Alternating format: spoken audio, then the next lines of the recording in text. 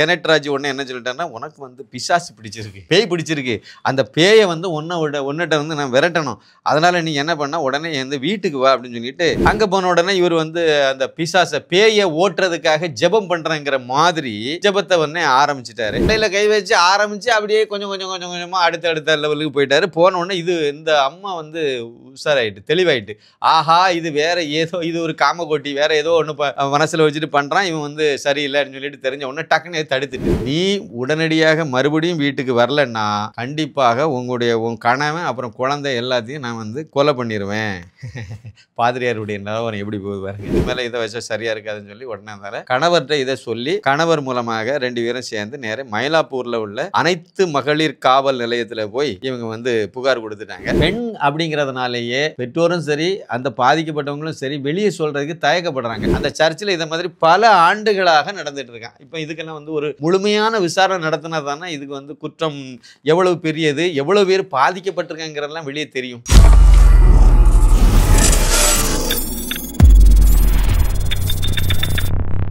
சாமானியன் குரல் தேசியவாதிகளுக்கு எனது பணிவான வணக்கம். ஒரு சின்ன சம்பவம் சென்னையில் நடந்தது தான், ஆனால் மறைக்கப்பட்டது. எப்படின்னா, அண்ணா பல்கலைக்கழகத்தில் வந்து மாணவி வந்து கற்பழிக்கப்பட்டது. அந்த சம்பவத்தை வந்து திரு அண்ணாமலை ஐபிஎஸ் வந்து கையில் எடுத்த பிறகு தான் அது வெளி உலகத்துக்கே தெரிய ஆரம்பிச்சுது. அதை போட்டு இழுத்து மூடியிருப்பாங்க. இல்லாட்டா இன்னமும் கூட பார்த்திங்கன்னா மாணவர் சங்கமாக, என்ன மாணவர் சங்கம், ஊர் அங்கங்கே ஏற்பாடு பண்ணி திமுக தரப்பில் ஏற்பாடு பண்ணி திமுகவினரால் நடத்தப்படுறது மாணவர் சங்கம் சொல்லி அங்கங்கே பள்ளிக்கூட காலேஜுக்கு முன்னாடி ஒரு 10 பேரை 5 பேரை வச்சு மோடிக்கு எதிராக கோஷம் போட்டு, அதாவது படிக்க எல்லாரும் மாணவிகளெல்லாம் வராங்களாம், அதை வந்து பாஜகவும் மோடியும் சேர்ந்து தடுக்கிறாங்க மாதிரி ஒரு இது. என்ன இது வந்து காலங்காலமாக திமுக செய்யக்கூடிய ஒரு வேலை தான். அதை மாதிரிலாம் பண்ணிட்டு இருக்காங்க. இது மாதிரி நிறைய இடங்களில் வந்து நிறைய விஷயங்கள் வந்து மூடி மறைக்கப்பட்டுகிட்டே போச்சுது. நான் ஏற்கனவே பல தடவை சொன்னேன் பார்த்தீங்களா. அதாவது வந்து தூத்துக்குடி பாராளுமன்ற தொகுதிக்கு உட்பட்ட உடன்குடிங்கிற இடத்துல அங்கே வந்து சல்மா மெட்ரிகுலேஷன் ஹையர் செகண்டரி ஸ்கூலில் வந்து 5 மாணவிகளை வந்து சீரழித்தாங்க. அது முதல் இது இல்லை, இதுக்கு முன்னாடியே நடந்திருக்கும்.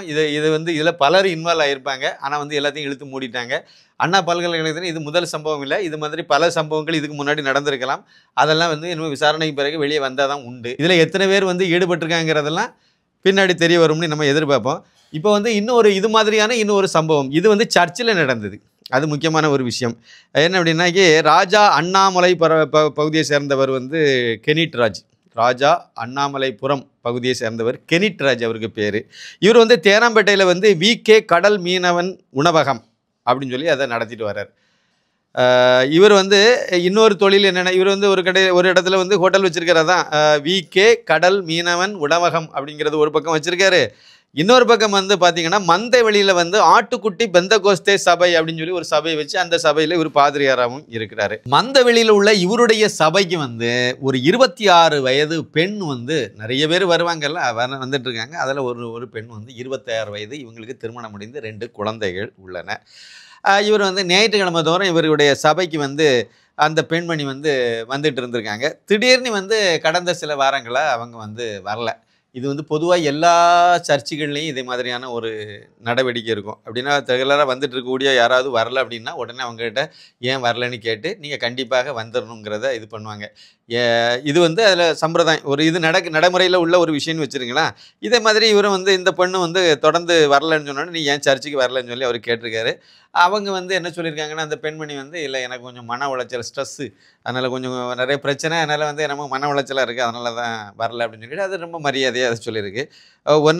உடனே இவர் என்ன சொல்லிட்டாருன்னா, கனெக்ட்ராஜ் உடனே என்ன சொல்லிட்டாருன்னா, உனக்கு வந்து பிசாசு பிடிச்சிருக்கு, பேய் பிடிச்சிருக்கு, அந்த பேயை வந்து உன்னிட்ட வந்து நான் விரட்டணும். அதனால் நீ என்ன பண்ண, உடனே வந்து வீட்டுக்கு வா அப்படின்னு சொல்லிட்டு ஒரு அழகாக சொல்லிட்டாரு. இந்த பெண்ணும் வந்து சரி, ஏன்னா ஏற்கனவே சர்ச்சுக்கு போகும்போதெல்லாம் இவரை நேரில் பார்த்து பேசி இப்படியே ஒவ்வொரு ஞாயிற்றுக்கிழமையும் பழக்கப்பட்டதுனால சரி நம்ம பாதிரியார் தானே சொல்கிறாரு அப்படின்னு சொல்லிட்டு சரி நான் வாரேன் பாஸ்டர் சொல்லிட்டு இந்த அம்மா வந்து நேரே அவங்க வீட்டுக்கு போயிட்டு அங்கே போன உடனே இவர் வந்து அந்த பேயை ஓட்டுறதுக்காக ஜெபம் பண்ணுறங்கிற மாதிரி ஜெபத்தை உடனே ஆரம்பிச்சிட்டாரு.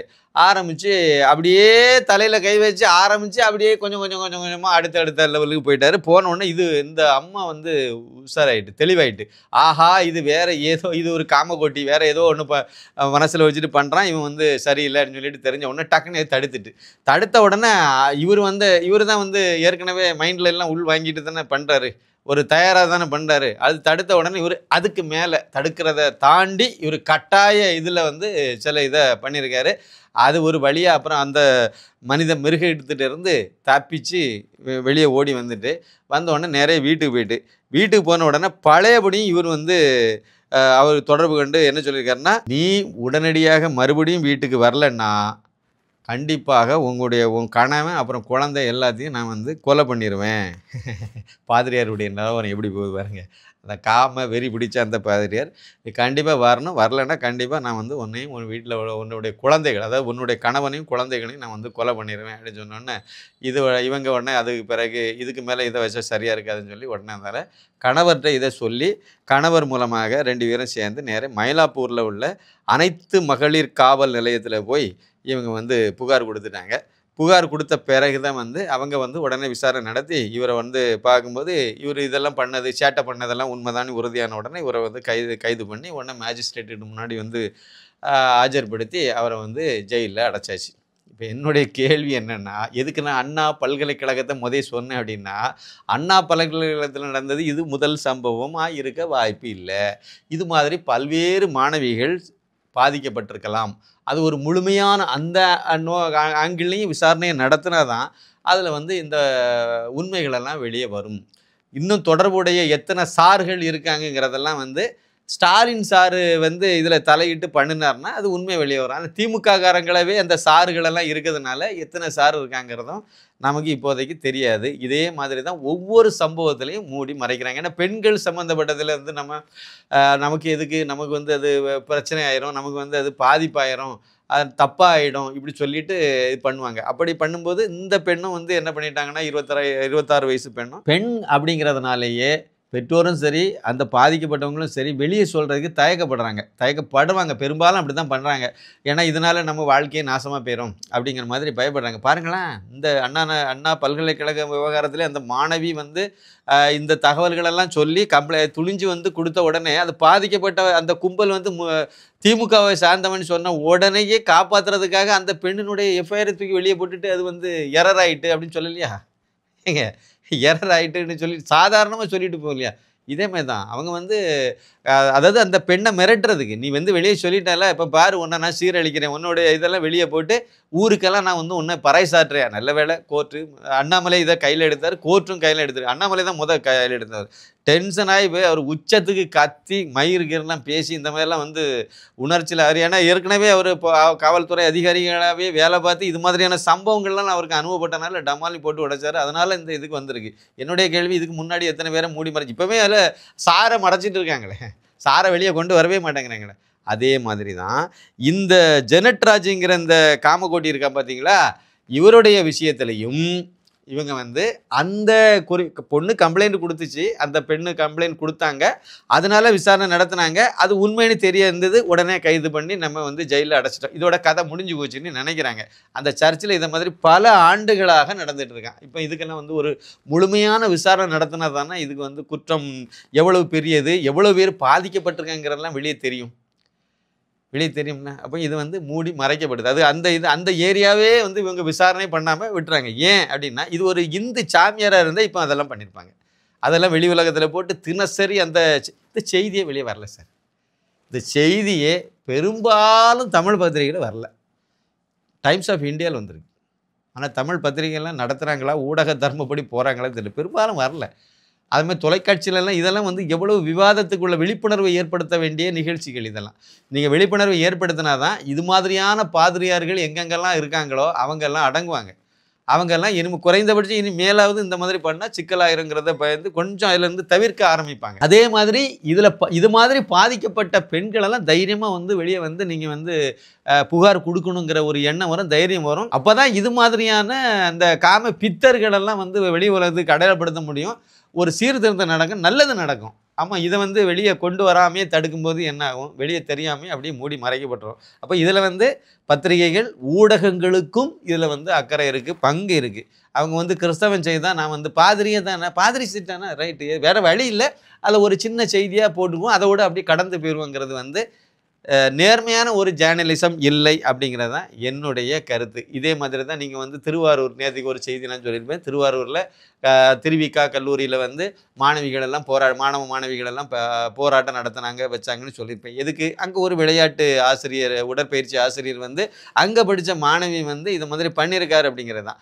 அப்போ அவர் பாலியல் வன்புணர்வு பண்ணியிருக்காரு, இல்லைன்னா பாலியல் ஏதோ இடைஞ்சல் கொடுத்துருக்காரு அப்படின்னா அதை வந்து அந்த அந்த மாணவி, சேலத்தை சேர்ந்த அந்த மாணவி வெளிப்படை தைரியமாக வந்து சொல்லலை. அதுக்குடைய பின்புலம் என்னவோ, அப்படி பாவப்பட்ட ஒரு ஏழையாக இருக்கும், அது ஏதோ சூழ்நிலையில் படிக்க வந்ததை இந்த மாதிரி, அதுவும் கபடி பிளேயர் வேறு.